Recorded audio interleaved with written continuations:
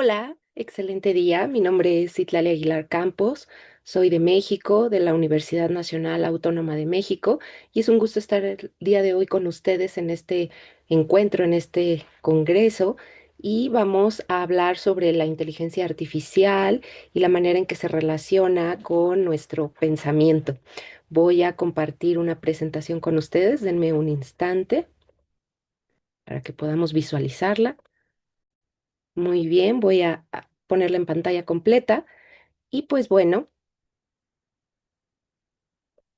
vamos a hablar, como les decía, sobre la IA y cómo se está eh, contemplando y proyectando como un reflejo, sobre todo de este concepto que en Grecia se hizo muy popular, que es el logos. Y entonces mi objetivo es que nosotros vayamos observando y yo exponerles cómo la inteligencia artificial se ha transformado a través del uso tan frecuente que hacemos de estos modelos, de este sistema, de esta tecnología y la configuración que es progresiva y que sigue desarrollándose como una emulación o un trasunto de logos, entendiendo logos como un principio ontológico que abarca la razón y también al lenguaje. El aparato crítico que yo voy a desarrollar y que también en el texto en extenso que la revista, pues ahí lo van a poder encontrar publicado, es a través de estos autores. No me voy a detener mucho eh, hablando de cada una, de cada uno de ellos. Ustedes pueden observarlo, insisto, con mayor detenimiento en el documento que se publica en nuestra revista. Y es Paulina Rivero, Parménides, sobre todo Paulina con el concepto de aletheia, Parménides con el logos, Eric Sadin con la cuestión de la inteligencia artificial y cómo la tecnología pues también está estableciendo ciertas relaciones de poder, desde el pragmatismo y la semiótica a Charles Sanders Peirce con dos conceptos, semiosis y hábito, Bruno Latour con la teoría de actor-red, Paola Villarreal, que es una especialista en inteligencia artificial, Douglas Charles Yuvan, que también habla mucho ya de tecnología, inteligencia artificial y también lo relaciona con el concepto de logos, Anastasia Yanakidou y Alda Mari, que hablan sobre cómo la inteligencia artificial se relaciona también con el concepto de verdad, Divina Frau Mix, con la teoría de la mente y la tecnología, Susan Hack, el realismo inocente, ella hace una división entre lo existente y lo real, y Greta Rivara Camaggi con cómo vamos nosotros a través del pensamiento operando de manera simbólica. Vamos a ver, dura minutito y medio este video a modo de introducción de un texto que voy a compartir con ustedes. Entonces, bueno, veámoslo. Francisco y Andrea tienen entre 15 y 17 años. Como muchos adolescentes, han encontrado en la inteligencia artificial algo más que una herramienta. Para ellos, la inteligencia artificial se ha convertido en una especie de amiga. Ay, a veces le cuento mis problemas íntimos a la inteligencia artificial y ya me dice como de que puedo ir a un psicólogo o así, pero se volvió más mi mejor amiga la inteligencia artificial. Ay, a veces le cuento problemas con mi novio. Ay. Francisco incluso asegura que ya no necesita ir a terapia. ¿Me estás diciendo la verdad? Sí, sí, se lo juro, o sea, de que ChatGPT es mi mejor amiga y le cuento todos mis problemas, me ahorro el psicólogo. No son casos aislados. Un estudio de Common Sense Media revela que el 72% de los adolescentes en Estados Unidos han usado inteligencia artificial para conversar. El 13% lo hace todos los días. En México, aunque no hay cifras oficiales, se estima que al menos 4 de cada 10 jóvenes ya interactúan con estas plataformas. Estas aplicaciones simulan empatía, dan consejos y muchas veces simplemente escuchan. Como que me dice lo que quiero escuchar. Sí, sí, siento que es eso y me da la razón siempre, entonces yo creo que también es por eso. Pues bueno, aquí como observamos y escuchamos en esta nota de un sitio periodístico en México, N+, pues muchas personas, en su mayoría personas jóvenes, están utilizando modelos de inteligencia artificial también con cuestiones relacionadas con afectos, con vínculos, pero también no sé si se percataron que hablan pues de esta cuestión ya los especialistas de simulación, también el joven habla de que pues le da la razón, que encuentra respuestas en, por ejemplo, en ChatGPT. Y pues ahora, perdónenme, voy a leerles un breve texto en lo que nos queda de la ponencia del día de hoy. Aquí hay un pequeño resumen para que, pues si de pronto se pierden en las ideas que les voy compartiendo, ahí están resumidas. Y pues bueno, la ponencia nace a partir de la siguiente inquietud. ¿Qué percibimos cuando usamos a la inteligencia artificial? ¿Una herramienta, una amenaza, un espejo? ¿Buscamos una solución, un atajo, un consuelo? ¿Qué hay detrás de esa confianza que depositamos nosotros en sus respuestas? Se tiene que prestar atención a sus formas de operar en nuestro pensamiento, en nuestra lengua, en nuestras verdades. Observo a la inteligencia artificial no solo como tecnología, sino como un nuevo rostro de logos, como un eco maquínico que emula con precisión matemática aquello que durante siglos llamamos razón. Por lo tanto, les invito a que exploremos esta posibilidad. La inteligencia artificial, con su voz neutra y su tiempo instantáneo, ha empezado a hablar en nuestro nombre. La escuchamos dictar respuestas, resolver dudas, organizar nuestras agendas, modelar nuestras decisiones. En su eficiencia, en su estructura lógica, en su promesa de certeza, se va configurando como algo más que una herramienta. ¿No será acaso un nuevo portador de logos? Es el logos que Parménides concibió como unidad del pensar y decir. El logos que organiza, esclarece, otorga sentido. Hoy, ese principio filosófico, que fue pilar del conocimiento, se ha reactualizado en la inteligencia artificial, en sus modelos de lenguaje, en sus sistemas de inferencia, en sus formas de producir verdad. Lo que les comparto parte de una hipótesis sencilla pero inquietante. La IA, en su funcionamiento, ha comenzado a operar como un trasunto de logos, es decir, no es el logos en sí, pero lo emula, lo simula, y en esa simulación nosotros hemos otorgado una legitimidad que parece casi sagrada. ¿Por qué? ¿Qué hace el logos? Ordena el mundo, y eso mismo está haciendo la inteligencia artificial.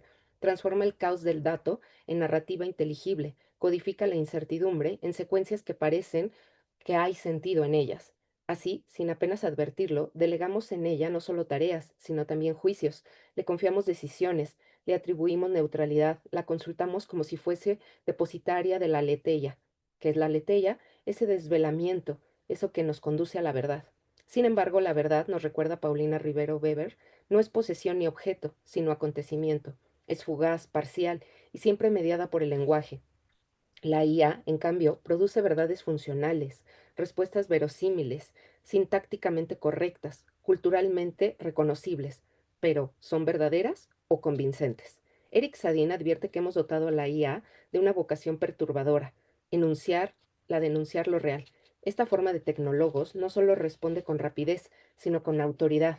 Su lógica computacional se percibe como garantía de fiabilidad, y así, lo que genera la máquina comienza a parecer más confiable que lo que podríamos pensar por nosotros mismos.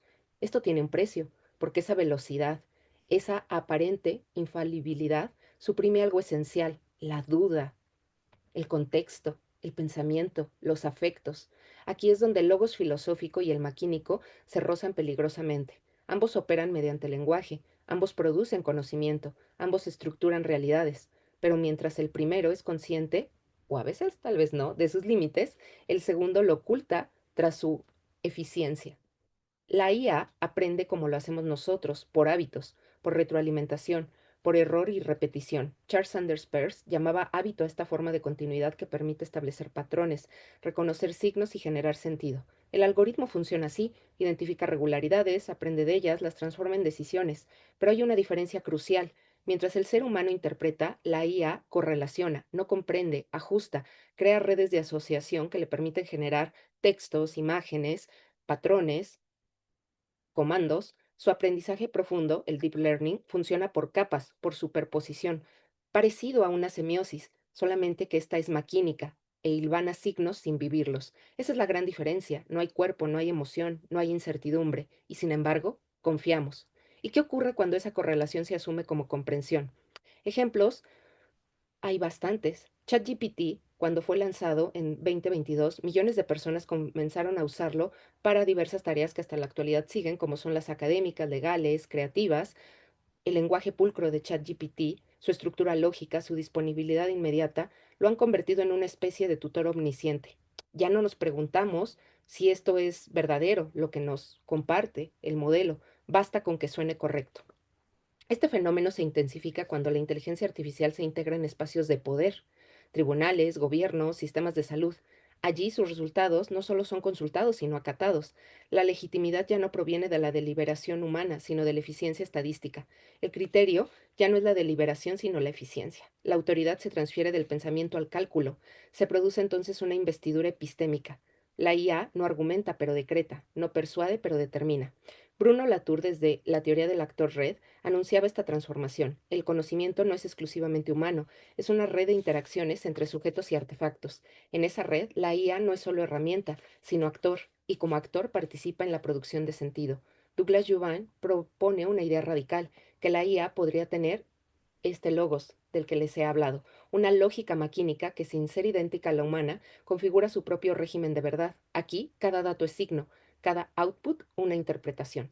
La IA no solo responde, organiza el mundo que presenta, produce mundo, co-crea la realidad que habitamos, pero hay que ser cautelosos, porque este logos maquínico no interpreta socialmente, afectivamente, de manera vivencial aquellos datos con los que se maneja, sino que solamente calcula, predice, no siente, no encarna. Divina Fraumeis sugiere que debemos formar usuarios capaces de navegar críticamente el ciberespacio, no desde la fe en la técnica, sino desde la interpretación. Lo que está en juego no es solo información, sino el sentido. No basta con acceder a datos, hay que decodificarlos, contextualizarlos, confrontarlos con la experiencia. La IA no es un oráculo que aliviará nuestras incertidumbres, es un sistema que modela patrones, una máquina que simula comprensión. Si le otorgamos la investidura de logos, no porque lo sea, sino porque lo parece, corremos el riesgo de sustituir el juicio por la automatización. Este desplazamiento no debe alarmarnos, pero sí alertarnos, porque puede llevarnos a olvidar que ni el logos humano ni el maquínico son suficientes, que toda razón, por lúcida que sea, está atravesada por límites, que el lenguaje organiza, pero no revela, que hay zonas de la experiencia que escapan a codificar. Retomando el concepto de semiosis, este logos maquínico es un símil de algunas facultades cognitivas. Buscamos ampliar y replicar en la inteligencia artificial nuestra configuración mental. Pero la inteligencia artificial no es más que una proyección semiótica de nuestros propios procesos de aprendizaje y significación. Greta Rivara afirma que el conocimiento es siempre producción de metáforas, y eso vale tanto para los humanos como para los algoritmos. El logos humano o maquínico no revela lo real, solamente lo representa. Entonces, ¿qué hacer? Tal vez lo urgente no sea rechazar la IA, sino pensarla, no negarle su lugar, sino delimitarlo, comprender que sus respuestas no son últimas, que su logos es un simulacro, útil pero insuficiente. Recordar que la existencia humana está hecha de incertidumbre y que no hay sistema que pueda abolirla. Lo que la IA ofrece como el logos de antaño es un mapa, pero el mapa no es el territorio, y si olvidamos esa diferencia, corremos el riesgo de extraviarnos en simulacros de certeza. Susan Hack habla del realismo inocente. Lo real no es lo que decimos de él, sino lo que resiste a nuestras palabras. En ese sentido, la IA no accede a lo existente, lo modela. A fin de cuentas, la IA no es más que una expansión de nuestros deseos, un reflejo de nuestra necesidad de claridad, un nuevo rostro de logos que promete orden, pero también exige vigilancia. La IA, como el logos humano, se organiza, pero no salva, no resuelve el enigma. Quiero cerrar esta ponencia diciendo que la inteligencia artificial no es la portadora de una verdad absoluta, como tampoco lo es nuestra propia razón. El logos, ya sea humano o maquínico, es una vía formidable para dar sentido, pero no es el núcleo de lo real. La vida desborda al cálculo. Lo existente no se deja atrapar del todo por la lógica, ni por la estadística, ni por el lenguaje. Por eso, más que entregarnos por completo a sus estructuras, necesitamos habitarlas con lucidez. Usarlas, sí, pero sin idolatrarlas. El logos puede guiarnos, pero no puede darnos una respuesta final a todo. Ni el pensamiento ni los algoritmos bastan. Solo en la apertura a la complejidad, al misterio, a lo que no se deja reducir, nos podemos aproximar, aunque sea por un instante, al fulgor esquivo de lo verdadero. No es la inteligencia artificial la que se parece a logos, sino que nosotros somos quienes proyectamos en ella este anhelo de orden, nuestra sed de sentido, nuestro miedo al abismo de lo indeterminado, porque a veces, más que verdad, buscamos amparo. Y bueno, eso ha sido todo por hoy. Les doy las gracias y espero encontrarnos pronto en un espacio como este. Gracias.